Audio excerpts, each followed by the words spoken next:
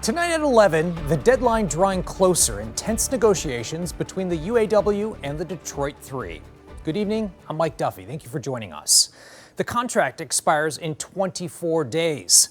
The UAW remains at odds with the companies over double-digit pay increases, eliminating two-tier wage systems, better benefits, and a 32-hour work week. 7 Action News reporter Simon Shakett shows us the new video at the center of the union's latest effort to get the word out. Simon? The UAW is confirming strike authorization votes are already happening at union locals, and in the meantime, Ford, now the focus of a UAW video involving a worker who says she's fighting for more. And somewhere in between, I think Ford, GM, and Chrysler, I think the employees got left behind. It's the latest video now released by the UAW, focusing on the personal story of a fourth-generation Ford worker, telling us it's become increasingly harder to make ends meet. In order to make the amount that Farley said, you have to live in these plants.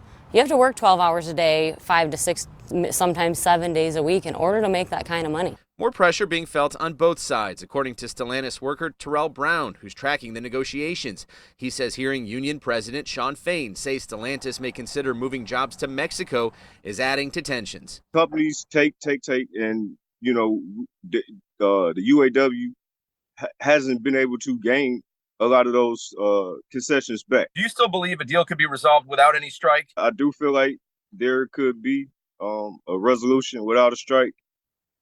But in my honest opinion, I don't think that is likely. I think it's going to be some sort of strike. In response to heightened concerns over a deal not being reached and the UAW president insisting record profits aren't being shared, we received new statements from all three automakers.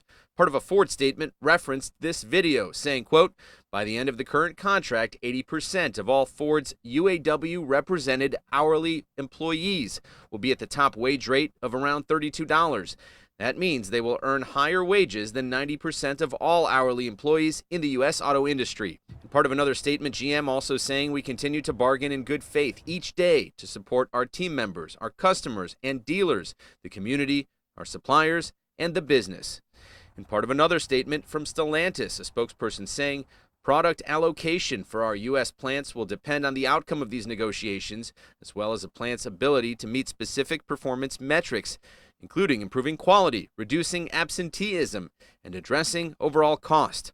Outside GM's factory where we visited earlier, an engineer who is not a UAW member telling us the company remains focused on meeting consumer demands. No matter what, we're going to be striding through, regardless. To read the full statements from all the big three, including Ford, just head to our website, WXYZ.com.